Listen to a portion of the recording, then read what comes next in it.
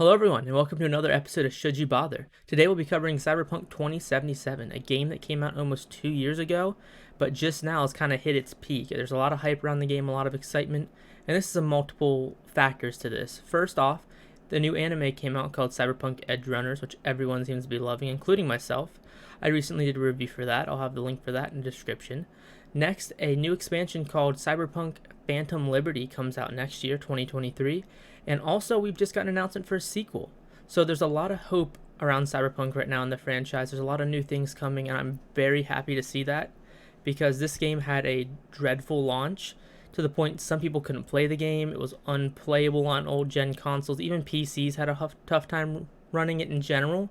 I was very, very fortunate for myself where I didn't have a lot of issues, but the launch of this game really had a dark cloud over this game for a long time, which made this score a little difficult. I was debating back and forth, do I include the launch in this score or do I rate it as it is right now? And what I typically do for this is I rate it as it is right now, which is what I'm going to do for Cyberpunk. But I do want to keep in mind that this game had a pretty unacceptable launch, but as it stands now, the dev team has finally gotten to a point where they want the game to be. With that in mind, Cyberpunk easily gets an S for me. This is one of my favorite worlds and one of my favorite games I've played in the last 5-10 years, easily. It goes toe-to-toe with The Witcher, Skyrim, all of those games for me. And there's a lot of reasons why. There are some negatives this game, but this world is one you can truly get lost in. So now we're going to move to the pros of this game, the real strengths of this game. We'll get into the cons a little bit later, but I'm going to start with highlighting why this game got an S for me. The biggest strength and the big advantage Cyberpunk has over most games, in my opinion, is its world. The lore that has been set up around this world, and specifically Night City by CD Projekt Red, is second to none. This world is not the biggest map, it's not bigger than The Witcher's, it's not bigger than Skyrim's, but it's more densely packed. There's no wasted space, and every street has something on it feels like. Just the NPCs talking to each other when you're walking by, they paint little pictures of their lives. There's just so much packed into one city that you can't go wrong. You'll find something new every time you play it. I'm well over 150 hours in. I think this is my 4th playthrough, and I'm still seeing things and finding things down alleys that I had no idea exist. Every time I go through TikTok, there's a new, oh, this weapon's in this corner, or oh, this jacket's in this corner. There's just so much scattered around. Even the improvements they've had to things like the NCPD, they'll now be chasing people down the street. They'll get in the car crashes. You'll see people doing things, and things will happen out of nowhere. The world gives a little bit of everything. I'll have a clip playing where you can go straight from a corporate city center with all this high-tech skyscrapers and drive all the way out to a desert where there's just nomad tribes and people hiding in the desert. There's such a good variety here and so much packed into one city that the world and just the feel of Night City is second to none. I don't know what else to say other than second to none. I'm repeating the same thing, but it feels different than anything I've ever played. And just there's so much more that you don't even discuss. I'm hoping we'll get some of this in the expansion and some of the sequels here, but there's corporate wars, there's the new USA, there's mentions to cities like Atlanta, there's different corporations for that kind of back each country. There's a lot going on in this world that we have no idea about, but they let you read a little bit, they hint at it a little bit. It's such a strong point for this game. It's just how cool the world is. And it carries the entire game in a way that I have not experienced in other games. Another really strong point for Cyberpunk is the variation in gameplay. A lot of RPGs have different skill trees where you can use different things like different types of weapons and different styles of combat, but Cyberpunk, you can completely play entirely different depending on what you build. You can have builds where you don't fire a bullet, you can use swords, you can use things built into your cyberware, different weapons that are all unique. There's such a large variety of builds and different character paths you can take just in gameplay alone. That is a really strong point for this game. I know some people lose interest in the gameplay early on because there's not much you can do, but if you can make it past that initial point, there's so many different builds to explore. There is just a million ways to play this game, and a lot of the mini quests have different choices that actually have consequence and completely ruin quests or lock you out of other quests. So your choices in Night City for the most part do matter. The main story, you kind of get to one place regardless of what your choice is, but how you get there is very different. but in side quests, all bets are off. You can delete an entire line if you make a bad decision. Along with being able to personalize your playthrough, the characters in this game are characters you genuinely care about. It doesn't matter how big of a character is. It could be someone, the main character, like yourself and Johnny Silverhand, which Keanu Reeves does a great job with. It could be side characters like Judy, Pan Am, and others that you see and you have multiple side quests with, or it's just small characters you see for 2 little gigs. Every character has a personality in this game, and there's a couple, obviously. No game's perfect, but for like the vast majority of characters, I really care about their story and want to know more about them. I found myself reading shards, like the little pickups, like the books in Skyrim. I found myself reading those because I wanted to know more about that character and just how their life works in this city. The city is such a big part in how it affects each character. You can definitely tell how they feel about it. People who love it, people who hate it, and people who just want to survive. There is just a lot of personality for each individual character, which is very unique to Cyberpunk, and I feel like a lot of games don't do that well anymore. I find myself in a lot of games skipping dialogue because I'm bored with a certain character. For the most part in Cyberpunk, I don't skip dialogue at all.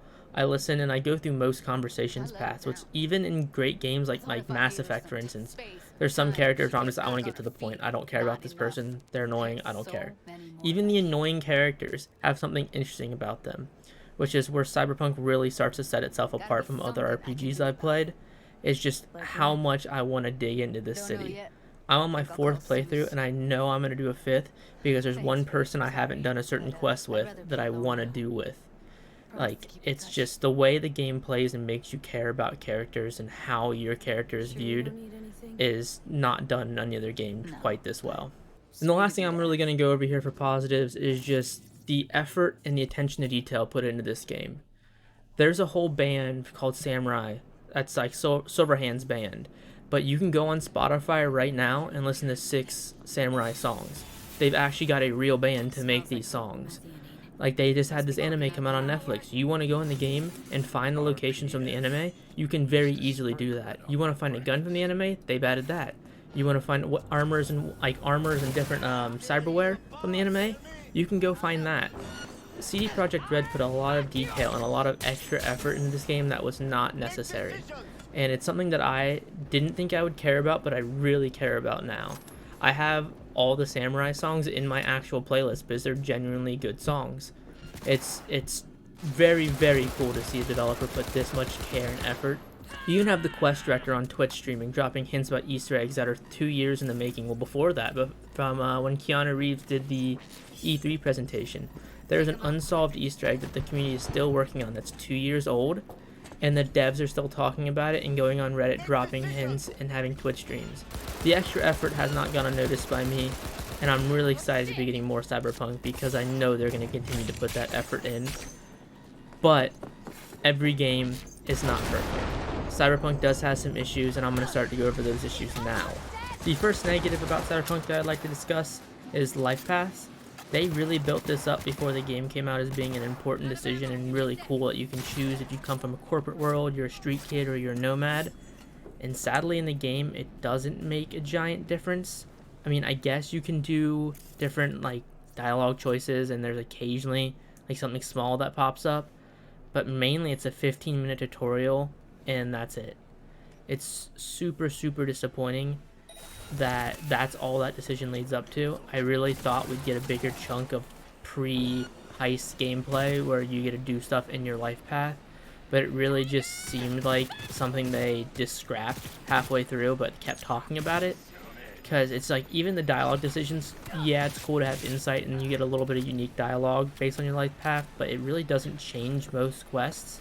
I mean, sometimes it'll get you out of trouble, but for the most part it's just slightly different dialogue that takes you in the same direction. So losing the life path is really disappointing when it feels like it doesn't matter. Another thing they don't do super well is they don't explain the crafting system at all. I've ruined so many iconic weapons because I've upgraded their rarity before upgrading them. Apparently, you're supposed to upgrade the weapon and then do its rarity when it's maxed out, or you'll lose like half the stats.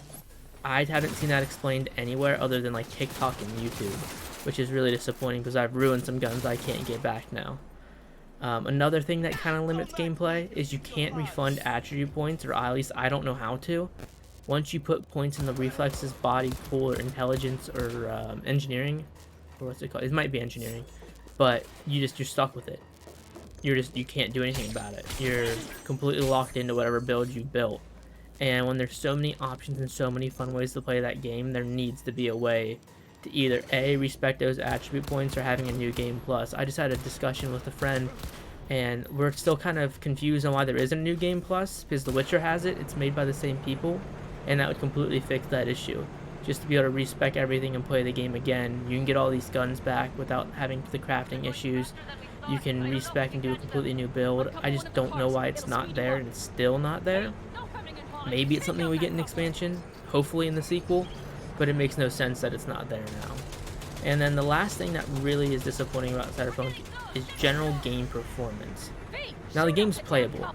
I'm on a 1440p monitor and I have a pretty good system, 1500X and a 3070, and I can play on mostly high on 1440, but I'm getting like 70 frames, which is playable. It's very, very playable, and I don't have a problem. I've played it for over 150 hours that way.